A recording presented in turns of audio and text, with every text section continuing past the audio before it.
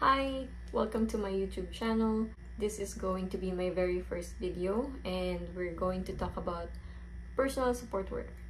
So ano ba to? Ano yung ginagawa? Most of you siguro na mga nagbalak pumunta ng Canada, baka narinig niyo na yung personal support worker na recommend sa inyo na i-take niyo siya as international student o kaya ito yung mga job opportunities na pinapresent sa inyo papunta dito sa Canada. So, ano nga ba yung personal support worker or PSW?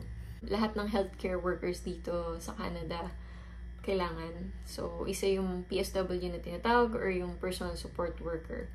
So, kung may background ka sa Pilipinas, nurse grad ka, nursing assistant ka sa hospital, o kaya may caregiver experience ka, so pwede kang mag-apply as PSW. Pero may mga restrictions yung ibang facilities dito.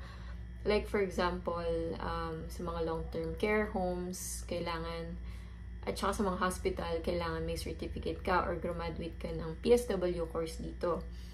So, kung pupunta ka as international student dito, well, yun yung magandang course na tahakin.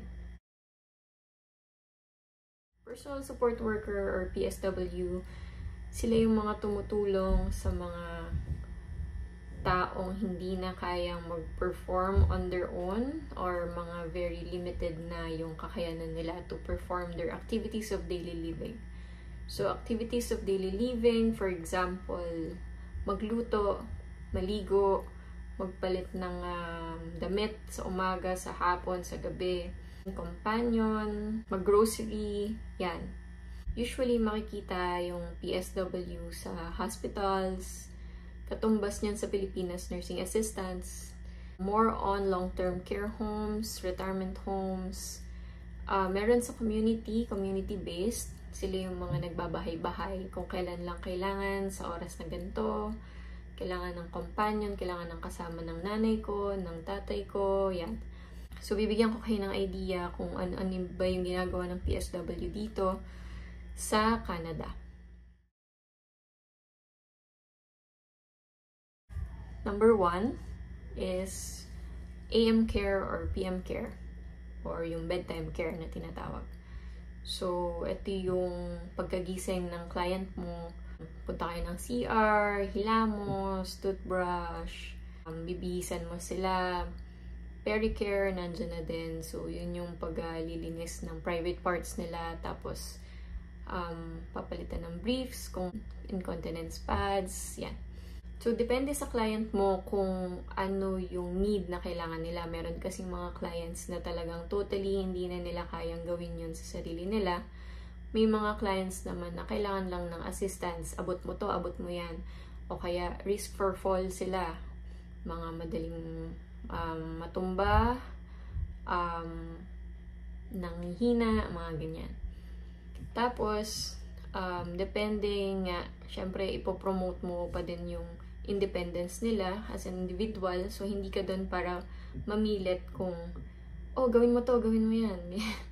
So, hindi ganon. So, i-try mo pa din at tutulong sila. Number 2, pagluluto.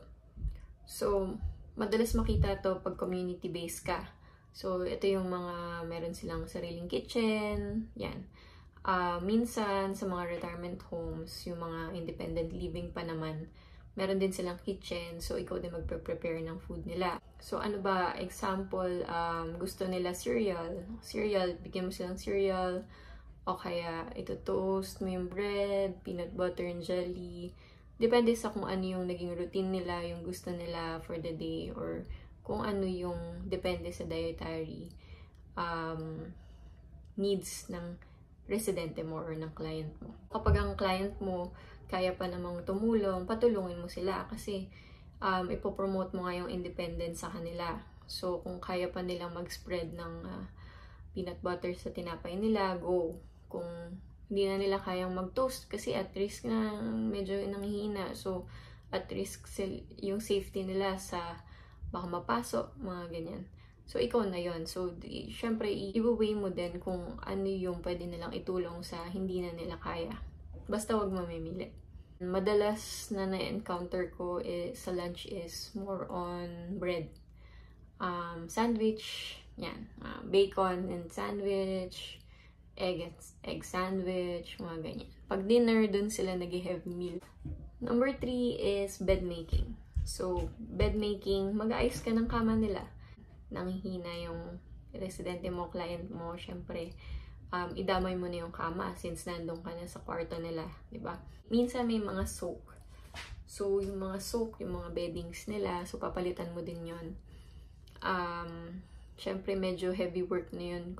Kunyari, senior na yung client mo, so, hindi na nila kaya yun. So, better yet, ikaw na yung gagawa. So, bed making.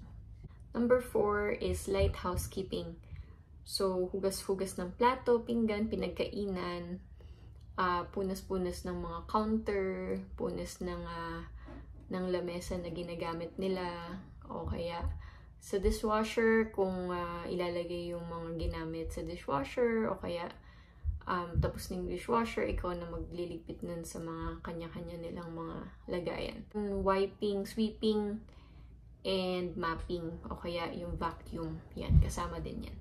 Number 5 is washing of clothes. So, washing of clothes, lalaba ka. Pero naman sila ditong washing machine, may dryer din. So, hindi mo kailangang isabit yung mga damit nila sa sampay-sampay, ganyan, hindi. Number 6, shower or paligo.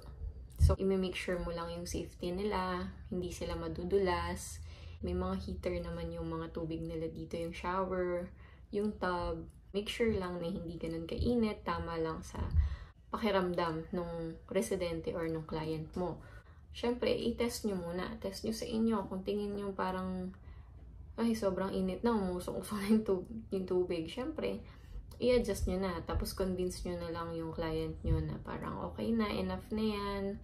Or, try muna nila sa ibang part ng katawan. Kasi minsan, di ba, mas malamig yung kamay. Tapos, doon nila iti-test. So, i-test nyo mostly sa binte, sa likod. Yan yung mga usually na mas sensitive sa init. Number 7 is socialization or social activities. Gusto ng client palaging nasa labas. Pero hindi na niya kayang maglakad. So, sasamahan niyo yung client kasi hindi sila pwedeng mag-stay or maglakad ng matagal na mag-isa. Kasi at risk for fall sila. Hindi lang dun sa mga binanggit ko yung mga marireceive nyong task. Minsan nagva-vary sa kung ano yung needs ng client nyo.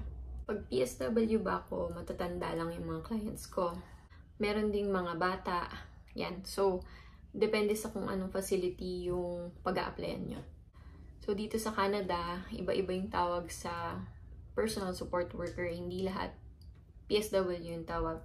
Minsan, maririnig niyo yung PCA sa mga hospital or yung patient care assistant, yan. Nursing assistant, healthcare aid. Kung naghahanap kayo ng work, hanapin niyo din yung mga term na yun. So, yun lang muna sa ngayon. So, marami pa akong i-upload na videos. Just tune in, subscribe, alam niyo na yan, para sa mga next video ko. So, good luck, and hope to see you in Canada.